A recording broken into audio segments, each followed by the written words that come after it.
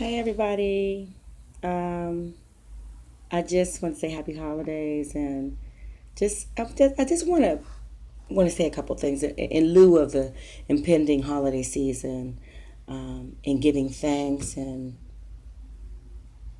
realizing the real nitty gritty of the platform that a lot of what we celebrate and experience familially, and as a nation. Um, just the reality of learning these things and seeing how it's all coming into play. Um, I just want everyone to stay encouraged and positive. I know everyone by now has heard about the Grand Wizard of the KKK celebrating his ignited approval of Donald Trump's new presidency, taking responsibility for the sect having gotten Trump into office, and mentioning they're going to be marching December 3rd. And okay, and I mean, y'all don't pay that mess no mind. It's all a deceptive posturing and propaganda to incite fear. Fear to be transferred from those who operate in fear to control by fear.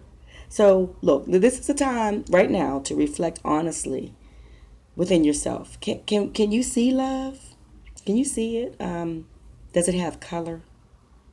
I mean, look, there are those of various backgrounds and ethnicities whom you would believe may be in agreement with or conform with the KKK's activity and other racist bigotry of a supreme nature, quote unquote. But they don't. You may see people of color who may have a hard or evil heart. Some of your own family folks, some of the people in your church. Okay, so when everyone who voted turned out to vote by party, they got caught up in the political decoy. They caught up, oh, I'm voting Republican, oh, I'm voting Democratic. But it was all about policy, economics, what's going on globally, the timbre, the different things that are going on behind the scenes, and how some of these ties and rapport and interactions are a little tilted. We should have been looking more at deeply into these policies and these laws and different things to make some informed decisions. But it wasn't all, and of course, it wasn't all about that. I mean, it was all about taking back control of the land to bully and overtake, forcing a pseudo strength and superiority. That's what the name of the game is. That's the purpose behind the agenda. And as far as I'm concerned, there's only one supreme, and that's God. And he still reigns on his throne. Hello. He says love is patient, love is kind. He says we should treat each other as we prefer to be treated. Some like to take the word in a forceful fashion to manipulate their evil and their selfish intentions. But when I see the homeless and the impoverished, I see a multitude of color, of different skin tones, of different hair colors, and ages and genders. You see, sickness does not choose by the outer shell, nor does death. And we can't alter our destiny because all of us are human. We're all born, we all die. No matter what the race, when a baby is born, we love and cherish that child. I mean, if something happens to that child, we mourn the same. If our loved ones are hurt, we all hurt the same. When we look at our loved ones, we all love them unconditionally, and that's how God loves us, all of us. He's no respecter of persons.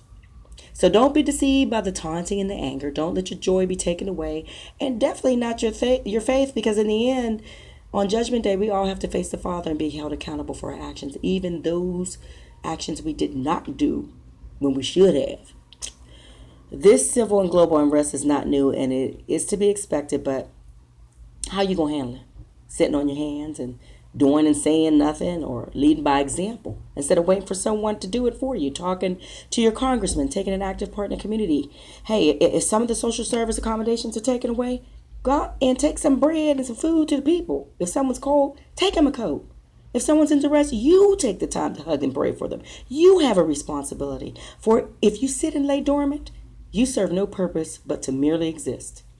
So happy holidays. Take a minute to be grateful for what you have, and to pray for those who do not have, as well as being, praying for the well-being of all of our brothers and sisters, regardless of race, creed, or ethnicity.